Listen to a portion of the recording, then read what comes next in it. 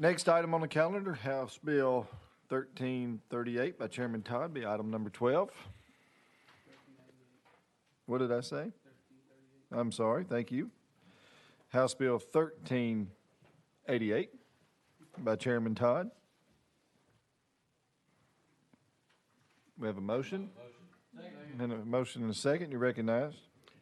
Thank you, Mr. Chairman. And there is an amendment on this bill, drafting code 4096, that makes the bill. All right. Need a motion and a second. A motion and a second on the amendment. Go ahead. Thank you, sir. This deals with section 3917-1307 in our code, which defines the offense of carrying a club or firearm. As many of you have heard me talk about recently with other bills, we in this country have the God-given right to protect ourselves, to keep and bear arms. Our government, by our Constitution, is not able to infringe on those rights. And those rights are, as I said, given by God. There are several enumerated in the Constitution. There are several that are not. But it's not an exclusive list. This is one of them that is enumerated. Over the years, many of us in many states have infringed on those rights. Our federal government has infringed on those rights. This is an attempt to clean that up, to get some of those infringements off, as we have done already in legislation this week. The permit system we have for carrying firearms, and also the new permitless system, the permitless carry that we passed a couple of nights ago, are only exceptions to punishment. Many of you know that. They don't actually remove the offense of carrying a club, like a baseball bat, or a firearm. What this bill does actually does that. It removes the offense. And I've been involved in this kind of discussion for many years about how to remove these infringements from our rights, and was actually surprised to learn that our permit system is only an exception. It does not say it's not an offense anymore. It just says you're not going to be punished for it. You can still be arrested with your permit for carrying and spend the night in jail and have to hire an attorney. That isn't done, fortunately, but that is the way our law is written, is that you still have to present a defense if you're arrested. The law gives you that defense if you have a permit, and now once the governor signs the bill into law that we passed a couple of nights ago, under those circumstances you could carry without a permit. But it's still only a defense, as you may remember the wording of the bill. So what this does, this removes that offense once and for all, except in certain situations. And the whole list, if you read the bill, the whole list of things is in there that a person qualifies for that would not be able to carry. Section 3917-1308 states that it is a defense when arrested or confronted for carrying. So this bill actually deletes 1308. Once we make this change, we would not need that section any longer. It removes the criminal aspect that was put into code as an infringement on our rights. That's simply what this does. I would be glad to take any questions. Thank you. Any questions for our sponsor on the amendment? Chairman Curcio. Thank you, Mr. Chairman, and thank you, Representative, for bringing the bill. Just looking at the code section that we're dealing in, and this may be your intent. I'm sorry I didn't get a chance to ask you this before committee. But if we were to pass this and be signed into law, it's my understanding that we would be deleting the code section that we just amended with the governor's permitless carry bill. Is that your understanding? Mr. Chairman, I believe that is the case. I have not had that discussion with legal at this point, knowing what position that is in compared to what position this is in. And I think that they still would go hand in hand. I don't think it would change the outcome from the standpoint of the purpose of that bill that we just passed. Now, I'm open to legal's interpretation of that.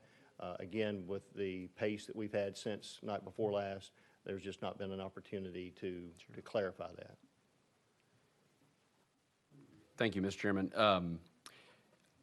I would certainly defer to legal, but it's my understanding that if these two were to pass, what you would be left with was all of the enhancements in the governor's permitless carry bill, but the first section of that bill would be rewritten by this. So basically, this version of permitless carry with the governor's desires on enhancements. I think that's right.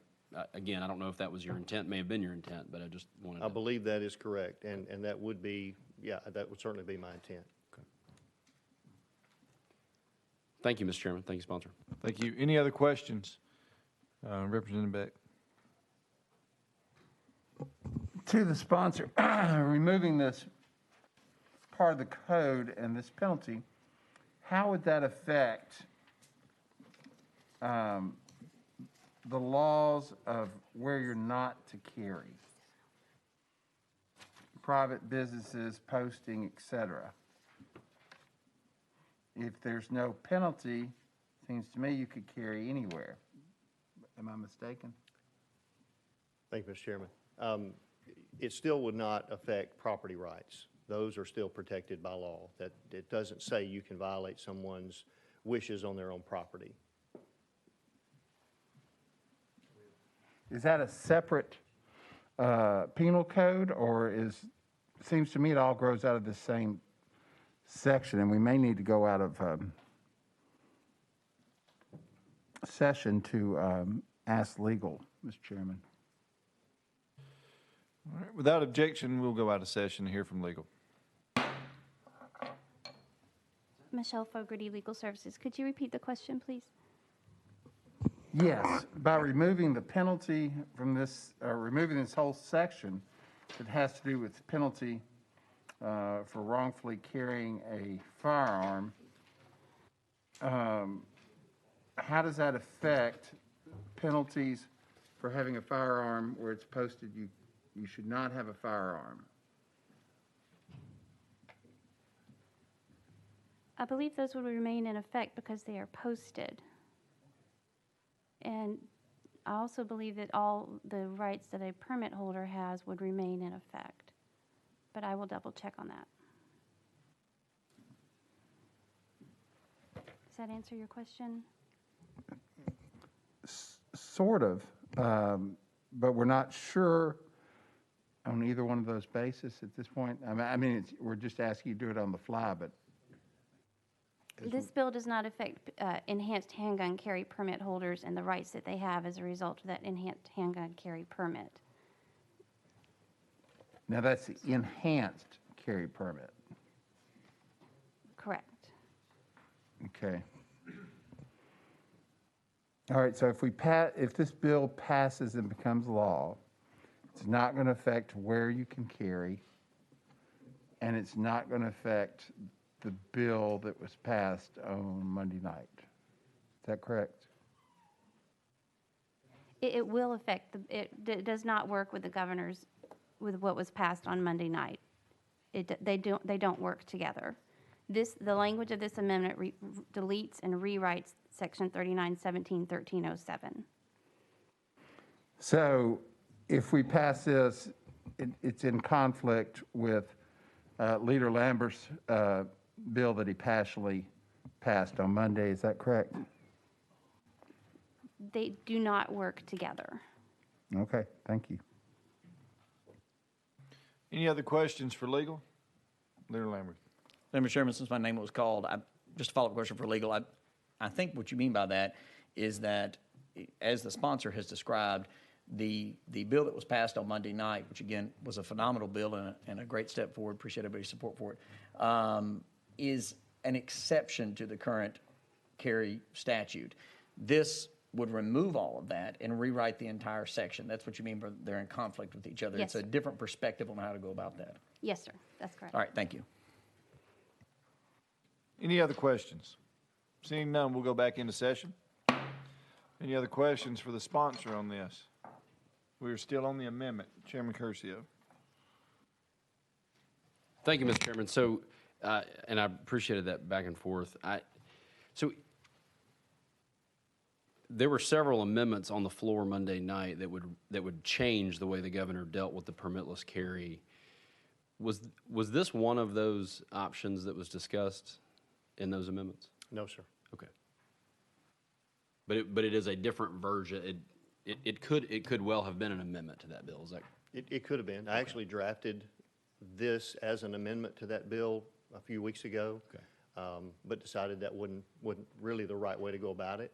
I think, as she stated, the enhancements would not be affected whatsoever, so we still get the increased penalties for gun crimes, which I think is a really good step. We need that. I was quite appalled to find out how little punishment there is for a gun crime in certain ones, but this would, again, go at a different angle from the standpoint of the permitless carry, where that bill that we passed, as well as our enhanced permit, only gives us a defense to a criminal offense that we're trying to correct here. This is taking the offense away, once and for all. Okay. Thank you very much for that explanation. So again, this would just be a way to kind of do it, your way as opposed to the governor's way. Yes, sir, and when I started looking into this, not only what the governor had proposed, but what we've done in the past, I was very surprised that we're going about it in this manner. Why are we giving an exception to an offense and just creating a defense for it instead of removing the offense as we should have? I still don't know how we got there. I don't know how over the years that's been the tradition, but it has been. I'm not really sure why. Instead of going and correcting this, that went on in the late 1800s after the Civil War, for reasons that I don't think any of us would appreciate. But they were very bad reasons, and that's how this actually got created. And we've nibbled at it and worked around the defense side of it instead of dealing with the offense. And so that's all this does. Thank you very much. Leader Lambert? Thank you, Mr. Chairman, and I only wanted to thank the sponsor of the bill for actually going through the committee system. I know that, anybody can file any amendment they want to on the floor, but you had a different way to do this, a different idea about it, and you're going through the proper system instead of trying to, quite frankly, as we've seen a couple times over the years, just try to hijack a bill that's on the floor because it happens to deal with a subject matter that you're passionate about, and that, having a separate bill on this, I think is a much better way to go about it. And so, again, I appreciate you working through the committee system. It's just a different way to look at this issue. I mean, it's a completely new way. And I appreciate you working with Chairman Kersey on others to really kind of look at, hey, why is a defense instead of just starting from scratch and kind of rebuilding the statute? It's a much heavier lift. But again, appreciate you going through the committee system and doing it that way instead of just, filing an amendment on the floor that had not been through the committee system. Thank you. Thank you for saying that, and I have worked with a number of members, including Judge Carter. I wish he was here with us right now, but he has been instrumental in this as well. And I think this really, I want to remind the committee, as I have in other committees, that when other bills were presented, that we have an oath to uphold the Constitution, and that Constitution says that right that we already have given by God shall not be infringed. This is an infringement that we have discovered that needs to be removed. So I think it's our duty to uphold our oath to remove this infringement. Thank you, Mr. Chairman. Representative Beck? Thank you, Mr. Chairman. And it just hit me that if we rewrite this section, there will be no penalty for taking out any weapon, whether it's an AR-15 or long gun, rifle, and walk down Broadway with any of those under this bill. Is that correct?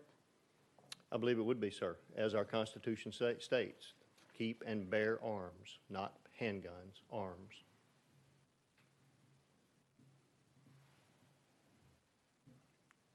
Very good. Any other questions for the sponsor? Question has been called on the amendment. Any objection? Seeing none, we're now voting on adding amendment number 004096 on the House Bill 1388. All those in favor say aye. Aye. Those opposed, no. The ayes prevail. We're now on House Bill 1388 as amended. Any questions for the sponsor? Question has been called. Any objection? Seeing none, we're now voting on sending House Bill 1388 as amended on the full criminal. All those in favor say aye. Aye. Those opposed, no. The ayes prevail. You move on to full criminal. Thank you. Thank you, Mr. Chairman of the committee. If you wish to be recorded as a no, please see the clerk.